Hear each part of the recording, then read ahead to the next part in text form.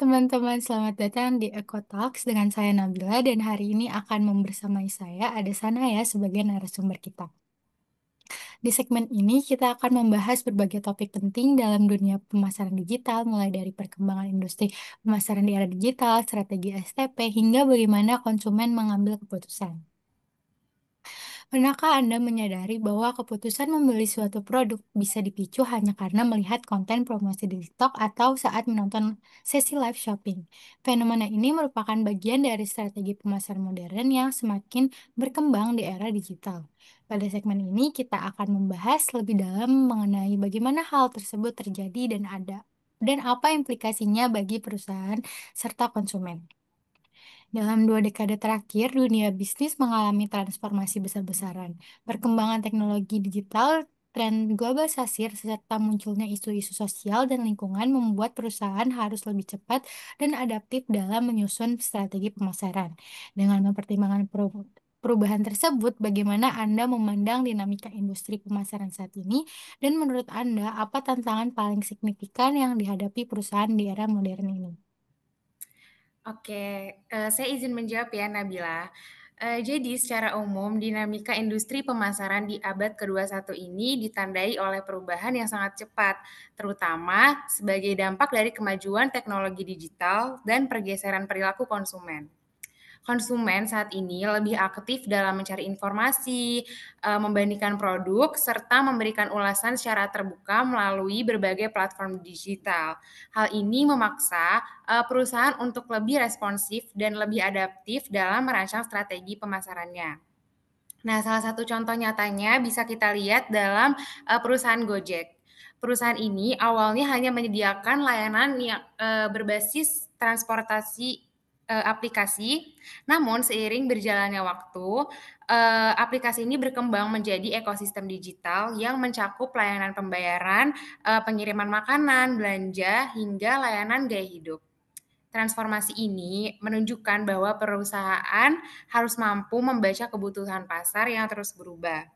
Implikasinya, perusahaan tidak hanya tidak cukup hanya menawarkan produk atau jasa, tetapi perusahaan juga harus menghadirkan pengalaman menyeluruh bagi konsumen. Fleksibilitas, inovasi, serta pemanfaatan teknologi menjadi kunci utama agar perusahaan tetap relevan dan kompetitif di tengah perusahaan yang begitu cepat. Menarik sekali penjelasannya. Memang benar bahwa perusahaan saat ini tidak cukup hanya menjual produk, tetapi harus membangun pengalaman dan nilai yang relevan dengan kebutuhan konsumen. Contohnya seperti Gojek tadi sangat menggambarkan bagaimana inovasi bisa menjadi respons terhadap dinamika pasar yang terus berubah.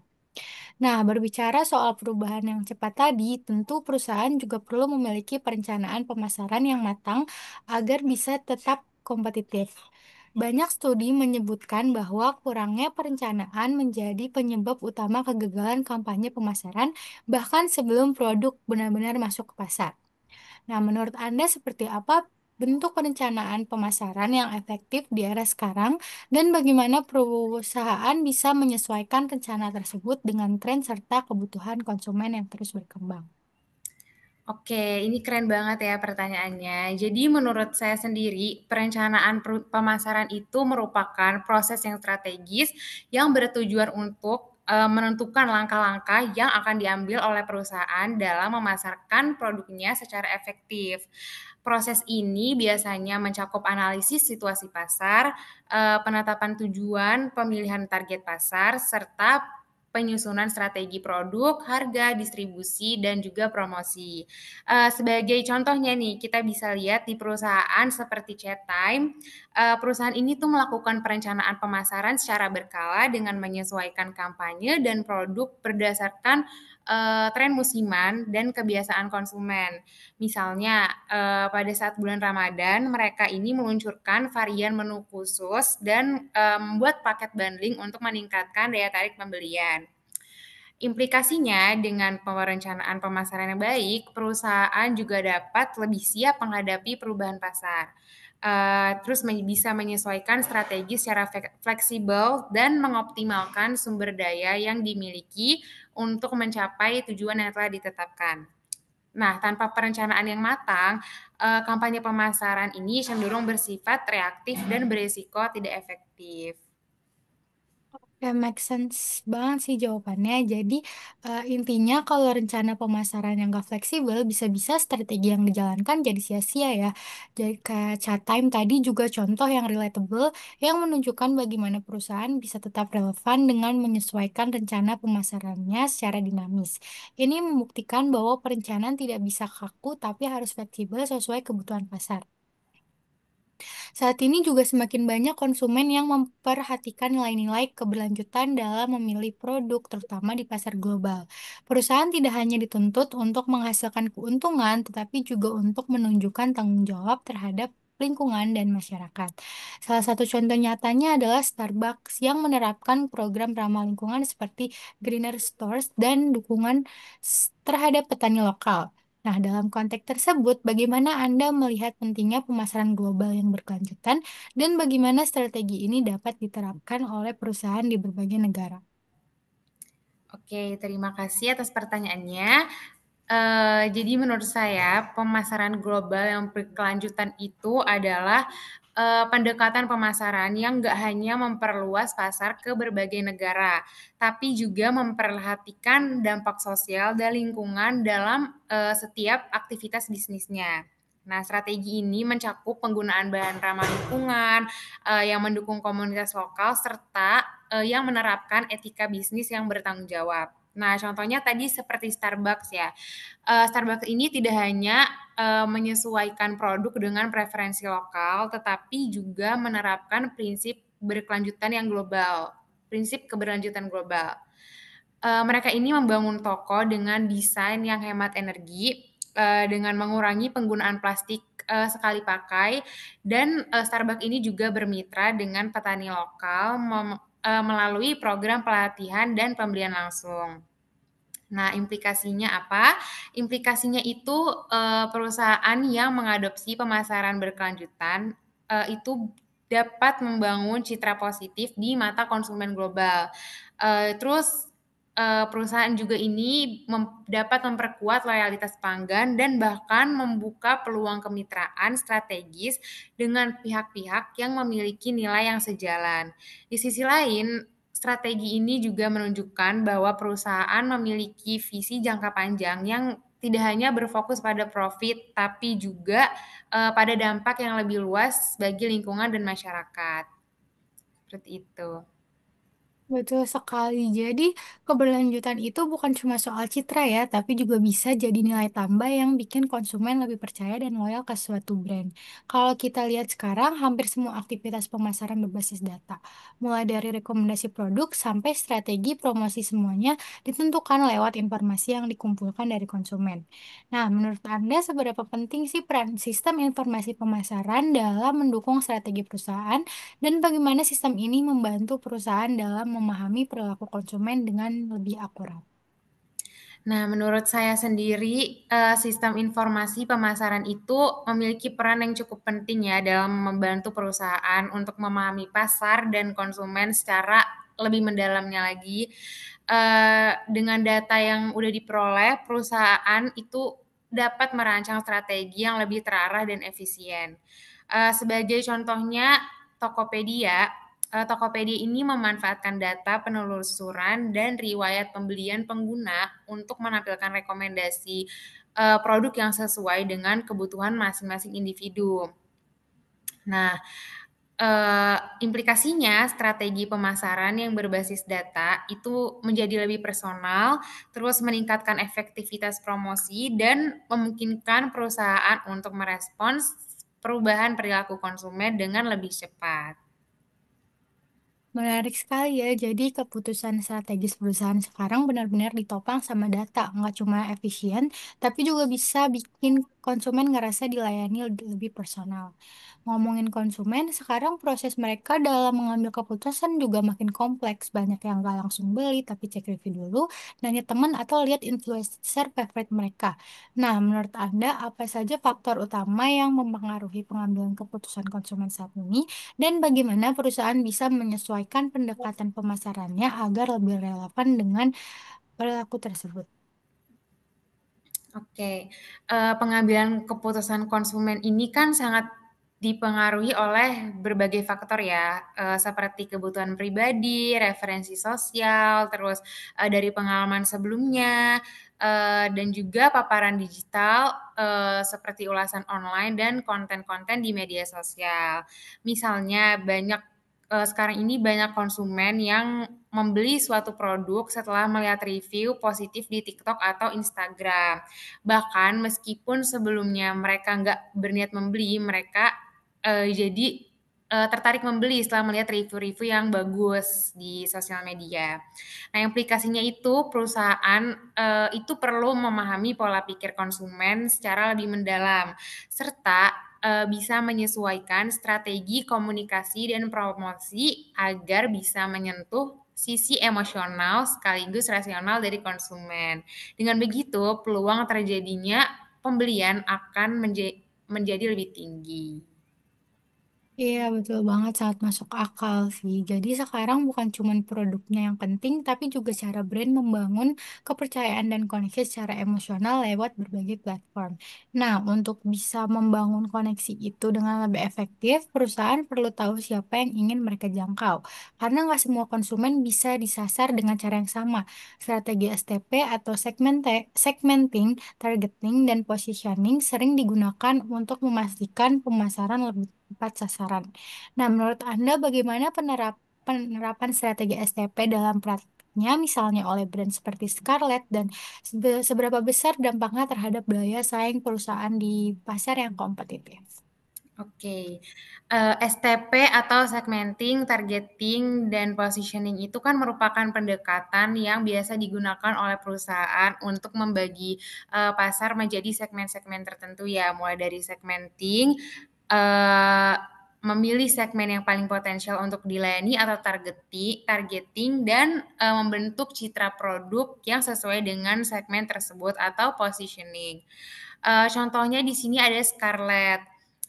Siapa sih yang nggak kenal Scarlett sekarang? Scarlett ini kan, contoh brand lokal yang cukup berhasil, dalam menerapkan STP ini. Mereka ini, sasaran targetnya itu merupakan remaja-remaja hingga, kaum dewasa muda, terutama perempuan ya. Dengan positioning sebagai skincare lokal yang berkualitas, aman, terus terjangkau juga harganya, strategi mereka itu diperkuat melalui, pemanfaatan media sosial dan kerjasama dengan berbagai influencer. Nah, strategi yang tepat ini bisa membantu perusahaan untuk fokus pada kebutuhan di segmen tertentu, meningkatkan efektivitas komunikasi di pemasaran, dan memperkuat identitas merek di tengah persaingan yang ketat. Setuju banget nih, jadi STP itu kayak fondasi biar strategi pemasarannya nggak asal-asalan. Scarlett tadi contoh yang pas nih, karena mereka tahu banget siapa targetnya dan cara berkomunikasi yang cocok. Kalau kita lihat dari sisi produk, banyak brand bagus yang gagal di pasar bukan karena kualitasnya kurang, tapi karena nggak dikelola dengan baik. Entah itu kurang inovasi atau nggak relevan lagi sama kebutuhan pasar. Nah, menurut Anda, apa yang dimaksud dengan manajemen produk dalam konteks pemasaran dan bagaimana sih perusahaan bisa mengelola produk agar tetap kompetitif di tengah perubahan pasar? Oke, manajemen produk, itu merupakan proses merencanakan, mengembangkan, dan memelihara produk agar sesuai dengan kebutuhan konsumen dan perubahan pasar. Hal ini itu mencakup pengelolaan siklus hidup produk, mulai dari peluncuran, pertumbuhan, sampai, penurunannya. Sebagai contoh, ada perusahaan Indomie. Indomie ini terus mempertahankan posisinya di pasar dengan, menghadirkan banyak varian, rasa-rasa baru yang sesuai dengan selera konsumen. Misalnya seperti, varian mie khas daerah atau kolaborasi terbatas. Nah, manajemen produk yang baik ini, membantu perusahaan untuk menjaga relevansi merek, terus merespon tren dengan cepat, serta memperpanjang usia produk di pasar. Ini juga penting banget ya untuk membedakan produk dari pesaing dan, untuk meningkatkan loyalitas konsumen. Oke, itu tadi sudah banyak banget insight yang bisa kita ambil, mulai dari bagaimana perusahaan beradaptasi dalam era digital, menyusun strategi yang relevan lewat STP, sampai pentingnya memahami konsumen dan mengelola produk secara berkelanjutan. Terima kasih banyak untuk Sanaya atas pemaparannya yang jelas dan aplikatif banget. Semoga obrolan kita bisa jadi bekal bukan cuma untuk teman-teman yang lagi belajar pemasaran, tapi juga buat kita semua yang nantinya akan terjun langsung ke dunia bisnis. Di segmen berikutnya, kita akan bertukar peran. Sana ya akan jadi host dan saya akan berbagi sebagai narasumber. Kita bakal lanjut bahas topik pemasaran yang gak kalah menarik. Jadi tetap di Eco Talks ya.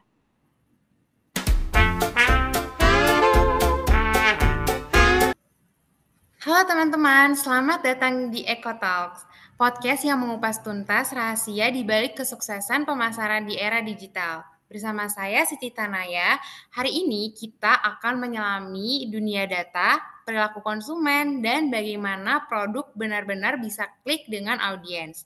Tahukah kalian, sebuah survei dari Accenture menemukan bahwa sekitar 75% konsumen lebih mungkin melakukan pembelian dari merek yang mengenali mereka secara pribadi dan menawarkan rekomendasi yang relevan.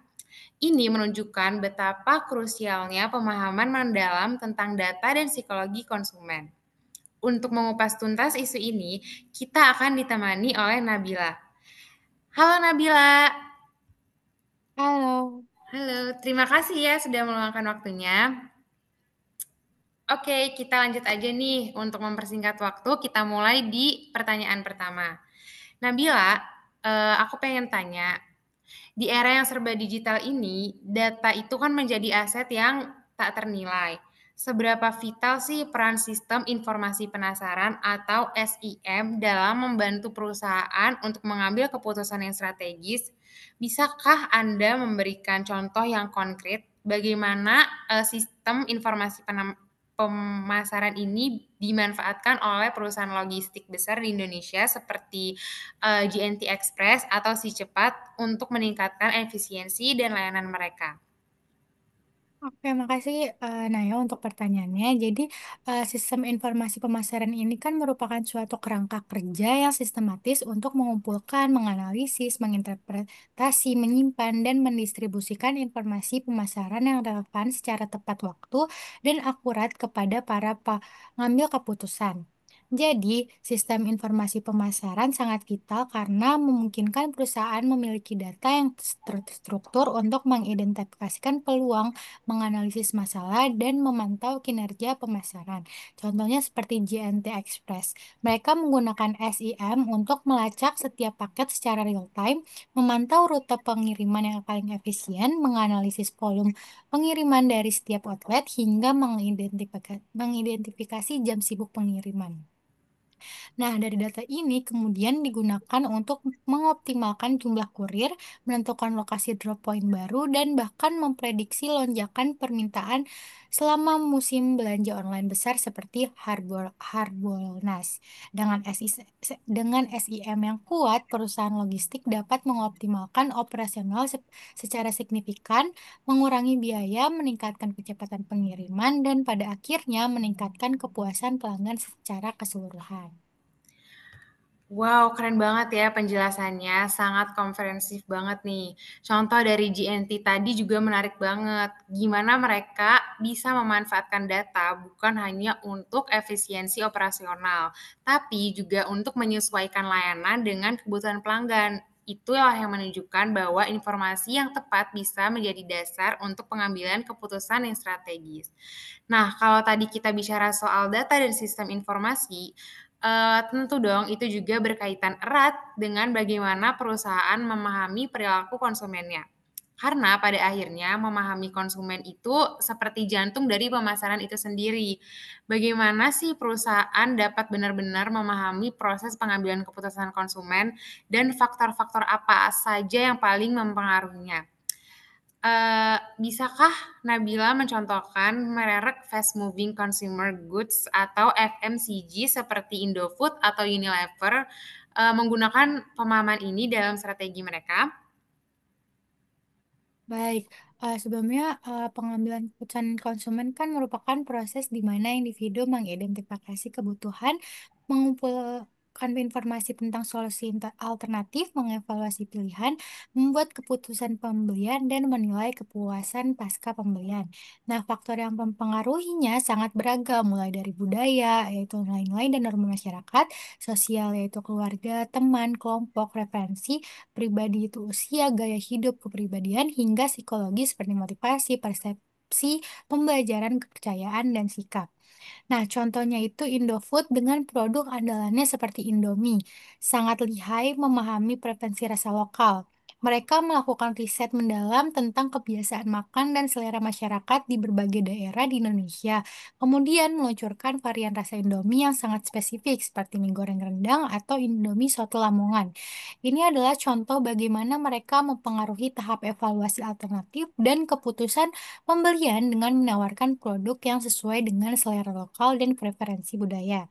Jadi, dengan memahami faktor-faktor ini, perusahaan dapat menciptakan produk yang lebih relevan, mengembangkan kampanye pemasaran yang persuasif, dan membangun ikatan emosional yang kuat dengan konsumen yang berujung pada loyalitas merek mereka. Wow, menarik banget ya. Jadi ternyata proses konsumen dalam membeli produk itu nggak sesederhana kelihatannya ya. Ada banyak banget faktor yang saling memengaruhi. Dari contoh Indomie tadi itu bener-bener pas banget sih. Karena mereka itu gak cuma jualan soal rasa, tapi juga nilai budayanya. Dan emosional yang relevan banget sama konsumen-konsumen di Indonesia.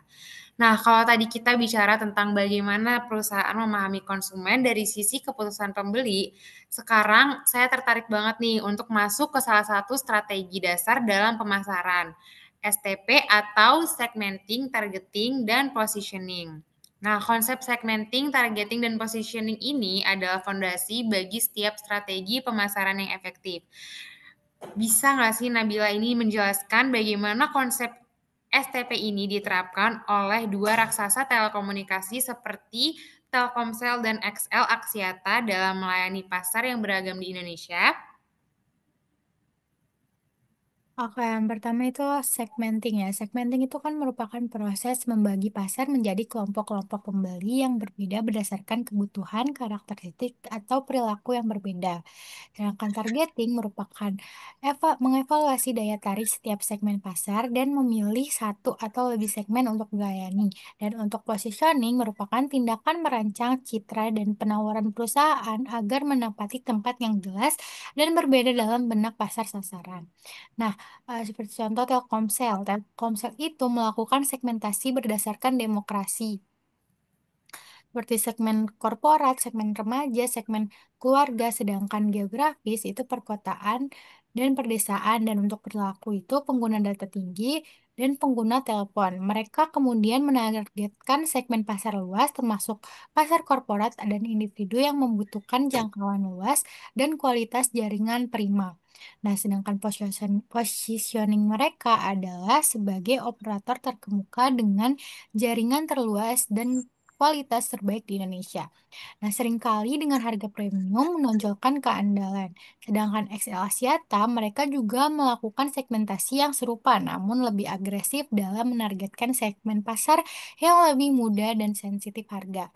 Seringkali dengan penawaran data paket yang kompetitif, positioning XL Axiata cenderung lebih fokus pada inovasi, paket data besar dengan harga terjangkau, dan promo-promo menarik untuk menarik segmen yang mencari nilai lebih dan fleksibilitas.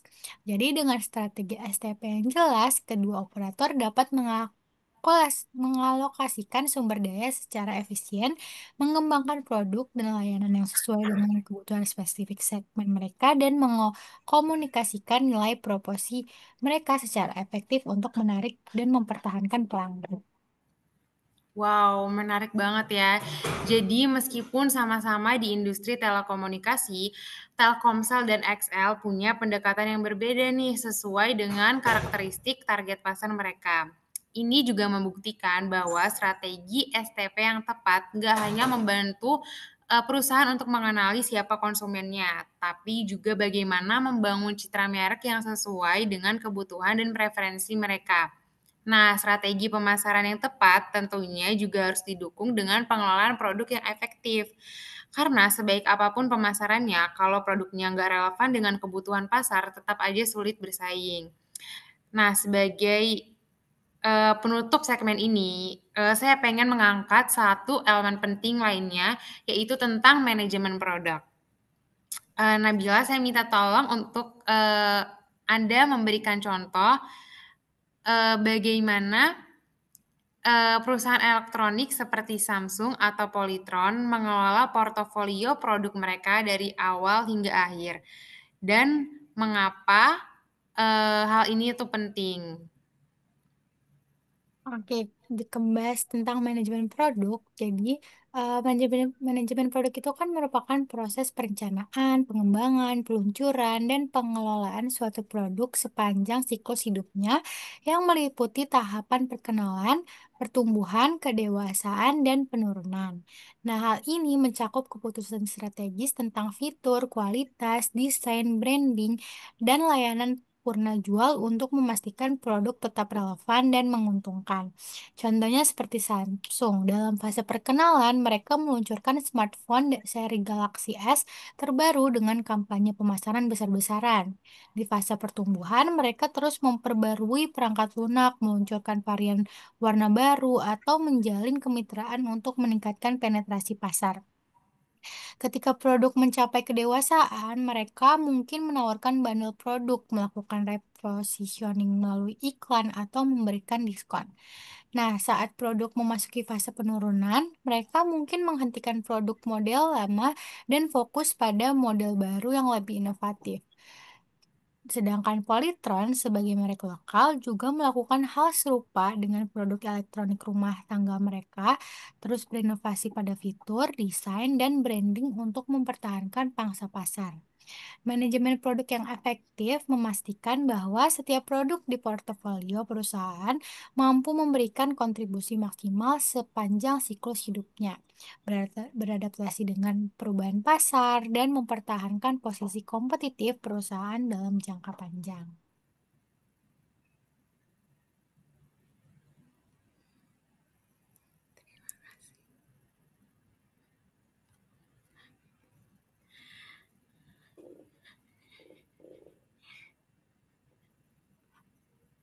Terima kasih banyak Sanaya atas pertanyaan-pertanyaan yang sangat relevan dan mendalam. Saya berharap penjelasan ini dapat memberikan gambaran yang lebih jelas bagi para pendengar tentang pentingnya sistem informasi pemasaran, pemahaman perilaku konsumen, penerapan segmenting, targeting, dan positioning, serta strategi manajemen produk untuk meraih kesuksesan di dunia pemasaran.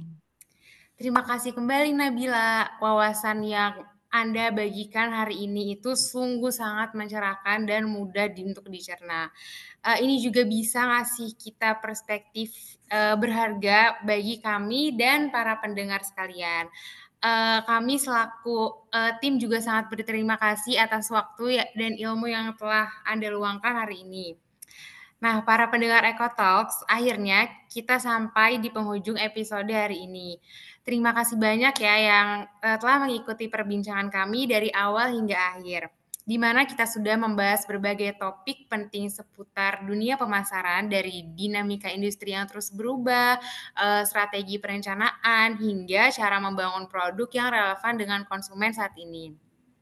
Nah, semoga pembahasan kami ini bisa memberikan perspektif baru, dapat memperluas pemahaman, dan tentu saja terus menginspirasi teman-teman semua dalam belajar maupun berkarya di bidang pemasaran.